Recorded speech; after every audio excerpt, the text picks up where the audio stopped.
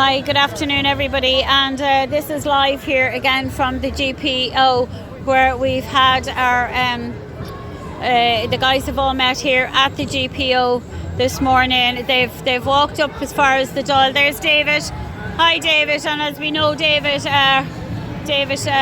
whose sister was David, nice to see you. Yeah, and look, that's David's sister who was allowed to die by the so-called Pfizer vaccine. That was never a vaccine, and as David said himself, it was institutionalised murder. So look guys, I'll leave you for a while here just to watch what's actually happening.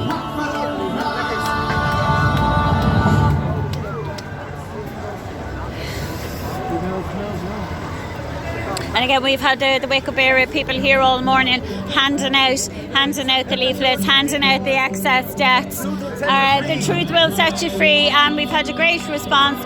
Barry's going to talk later about some of the horrific things he has heard this morning. Very, very upsetting, you know.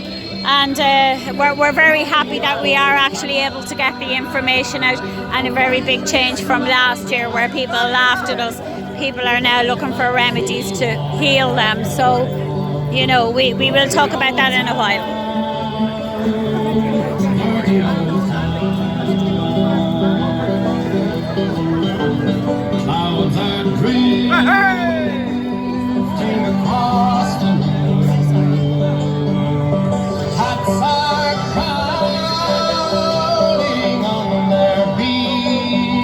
Thank you to all the volunteers as well from WakeUpéiRe here this morning. From the streets at night, dirty old town, dirty old town. I heard a siren from some of the people that have contributed to the genocide of the Irish people. That's everyone. Wish you first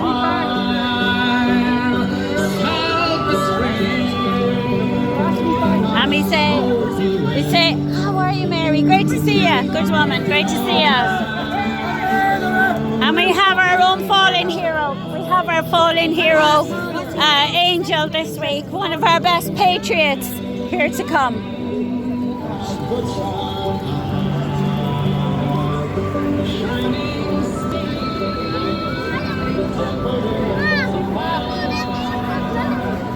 And again, this is the streets of Dublin yet again this week. How many is that now? In 2 weeks we've had people come out and out and out. And there's Paul, great standing, holding the line every week in Kildare. How are you? How are you? Great to see everybody out. Great to see all the familiar faces that stand with us and bring the truth to the people. Nice to see you again. God bless you. Nice to see you. How are you? How are you? And you and all of you, and it's great to see people here. We're just trying to get, and a very big difference even for ourselves, a very big difference from even last year where people were calling us liars and calling us, and suddenly a huge amount of people injured. People here today, very distressing stories here today, and what can we do? Bless. Look, you know, it's a very big change from last year, and please God, the tide will turn, and hopefully more and more protocols will come out where people can help themselves. First of all, we have to get the info out there. Oh, bless you. You mind yourself. And again, we have to talk about the 5G and how that's connected. We have to talk about the overall plan of what they tried to do. That's with the vaccine passports, the vaccine, the digital currency, the 5G, all connected to a heinous plan to destroy the Irish. Absolute heinous plan, and humanity. So look, it's great to meet so many people. You know, sometimes you just know them on Facebook or you know their first name or whatever, so it's great to see so many people that you actually can put a face to a name. It's good to see that.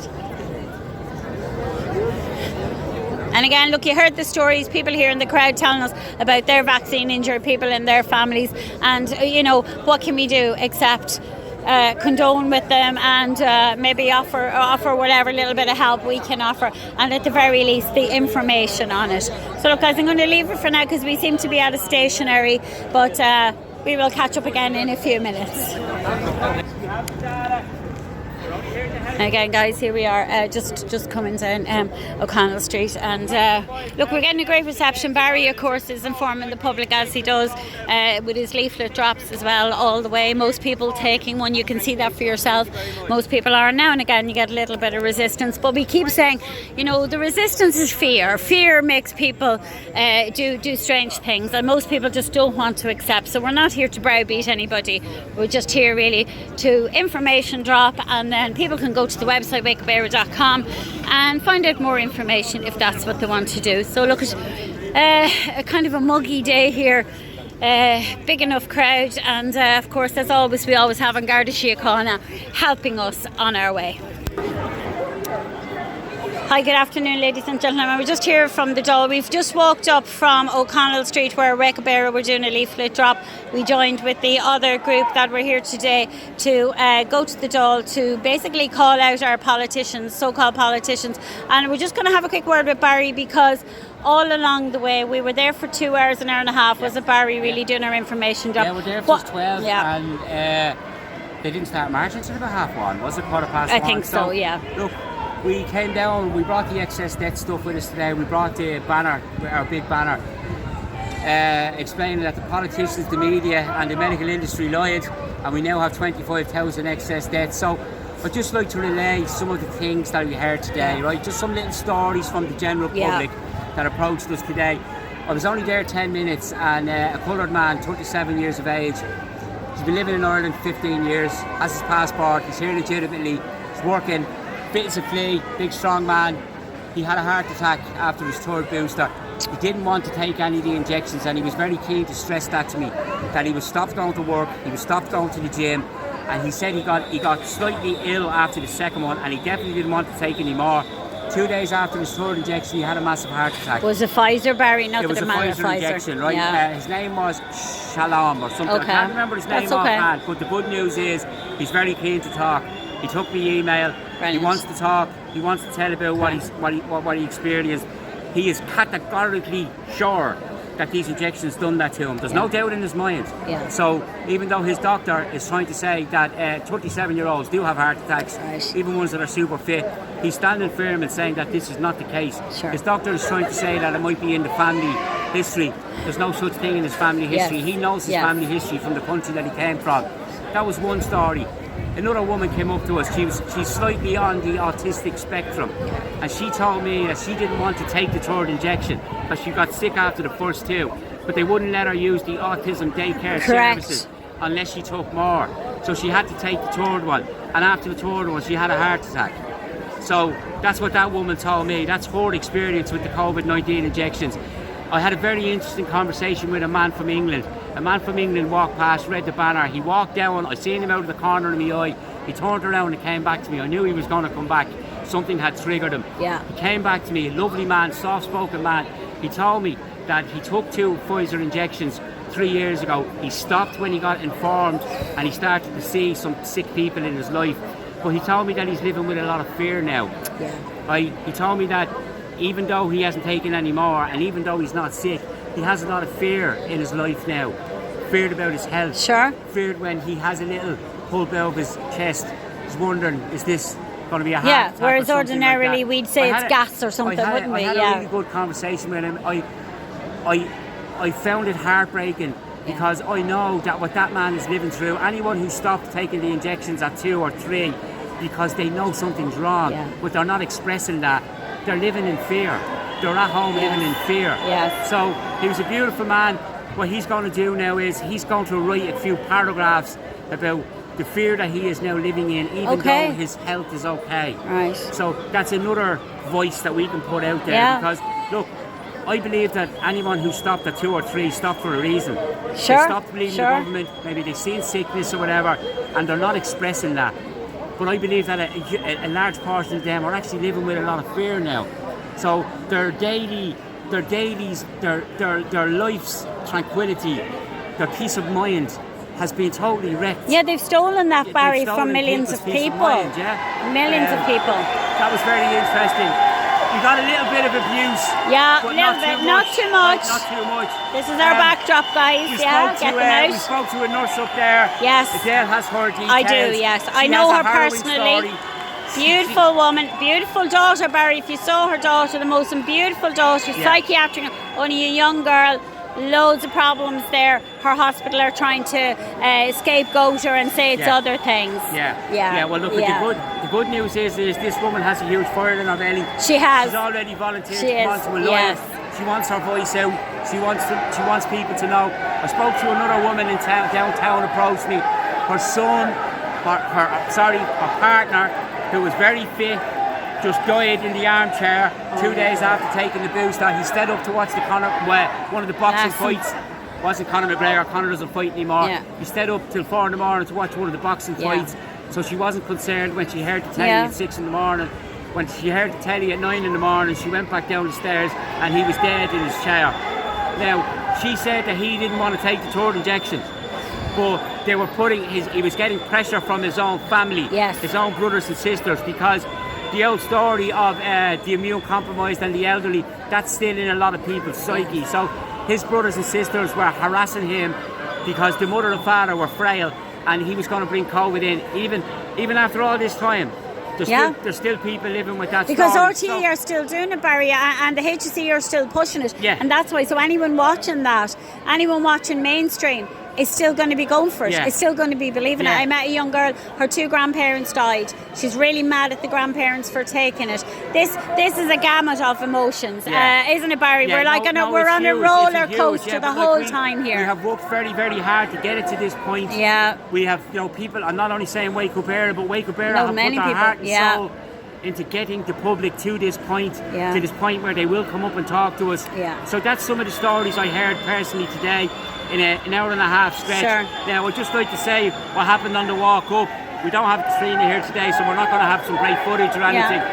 On the walk up, the reaction from the public was, compared to what it used to be, I personally gave out about 300 leaflets in that little short walk. And I gave out the public as well. Are looking, they were listening to what we were saying. They were looking at the banner, they were looking at the signs. There was no more look of disdain. There was no more look of hatred for us. It was a look of shock. It was a look of horror. It was a look of something registering inside them. And maybe relief, Barry. Because for some people, the relief, thank God, I knew I wasn't. I talked to a man today and he said, thank God I knew I wasn't crazy. Now, when you come in and you do a march like that in town, you're going to get a bit of stick. I got very little. I mean this for a march to a public place. Where not so long ago, 70% of these people were spitting venom at us. Right, I got a little bit. A few people said go get a job. For the record, I work 12 hours a day, 7 days a week, and I work for free. I've never worked so hard. For that, please do. We don't. If anyone wants my wages that I'm getting, we don't ask for monetary reward for our work. So, and no GoFundMe. I don't have time to go back into the matrix and get a job. Because our time is taken up. I agree, Barry. With the WakeUpéiRe projects, we have all sacrificed hugely. The WakeUpéiRe volunteers, we have sacrificed our right to earn money. We can't get a job. I can't get a job. There's at least 5 or 6 volunteers with us that work full time, keeping our show on the road, and they do it for no money. For absolutely no money, right? So they've destroyed our personalities. Even when we have a brilliant worker ethic and a brilliant work record, I know they've personally destroyed my work potential. That's for sure. To say something else that's popping into my mind. Sure, Barry. People expressed to me today about the tear in the families. People have expressed that to me today about the brothers and the sisters not talking to one another. Now, I'm not talking about the people at the protest here today, because everyone who's been opposing this has had a family split. Sure. The general public were talking to me about one woman sticks in mind. Her sister was what they were calling an anti-vaxxer. And she was someone that took it. And now she was telling me the pain of the trauma of losing her sister. Her relationship with her sister has been shattered. I just want to make a point on this to anyone that thinks that we should be shoving this under the carpet, or that we should be having an attempt to water this down. The Irish government and the globalists and the state, they have wrecked hundreds of thousands of Irish families. They have wrecked brothers and sisters relationships, sisters and sisters bonds, daughter and father's bonds, son and mother's bonds have been ripped apart because some people took a stance against the COVID narrative. Now, I just want to say that amount of emotional trauma that is still not healed, There's families that are still not talking. Now some families are starting to come back together again, but there's always a cloud in the family now. There is no way that we can accept rulers that shatter our relationships with our loved ones. We can't accept this. There has to be a reckoning for this. You can't shatter our family bonds for a lie. And then when the lie gets revealed, you want to water down the lie. And they want COVID inquiries when COVID was never isolated. We should have it. All parts of the narrative. The only COVID inquiry we should be having, was there really a pandemic inquiry? And how much the prison sentence. It's just going to get really noisy here now, Barry. That's the only inquiry that we should be having. Was there actually a pandemic? Look, I just say to this, whether COVID existed or not, you can have your own opinion on that, right? I just say to this, not one single doctor, not one single professor, not one single person in the government who's pushing this narrative can show us a picture of the COVID-19 virus. Absolutely. What is this? What is this mystery thing?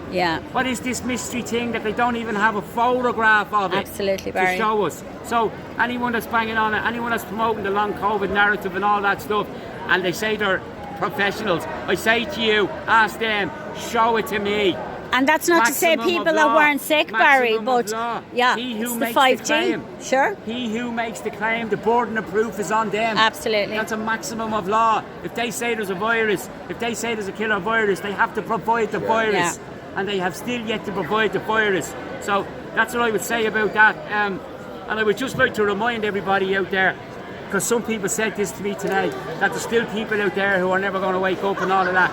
It's going to be that way forever. Yes, right? It is, That's Barry. not going to get better. That's okay. What we have to concentrate on is all the people that are approaching us now that weren't approaching us before. Absolutely. All the people that are taking leaflets off us now that weren't taking leaflets off us before.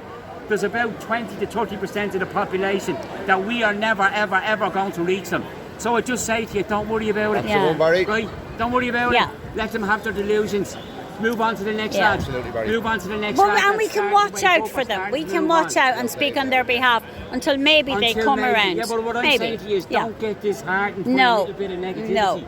Because I'm telling you, the negativity was 90% not so long ago. Now the negativity is 10%. We've done a U-turn. Absolutely. So don't get upset. Don't get... There's no way there's a frequency change coming to the world. And it's coming from grassroots people. It's not coming from establishment people. It's coming from grassroots people. I'll give you an example. Down in Roscommon there, I wasn't there. The people that spoke, beautiful grassroots people. No establishment people. People speaking from the heart. People speaking without a script in front of them. That's the frequency that's going to heal the world. It's not the establishment frequency. Beware of establishment people telling you things that you knew 4 years ago. The question you should be asking is, why are you telling me now? Why didn't you tell? Why weren't we singing this song when the needle was going into the arms? Now, I'm not saying that all establishment people are bad. What I'm saying is, it's very, very important that the grassroots people of Ireland, the heart and soul people of Ireland, that they stand up and they get in front of a camera and they use their voices. The people that aren't comfortable in front of a camera are the most visited posts on our website. Our website is WakeUpéiRe.com. The people want to see normal people talking. They don't want to see the celebrities anymore. So I would just say to everyone out there, don't get disheartened when you're still getting a bit of negativity. There's been a U-turn, there's an awakening happening. But be cautious. They know that this awakening is happening. They know it's happening. So they're going to try and put establishing people in front of us to try and capture that awakening, because their intent is to water it all down. Like reform in England. Exactly. And the intent is a no COVID inquiry, no blame. But they want to try and dump the Irish Sea on it.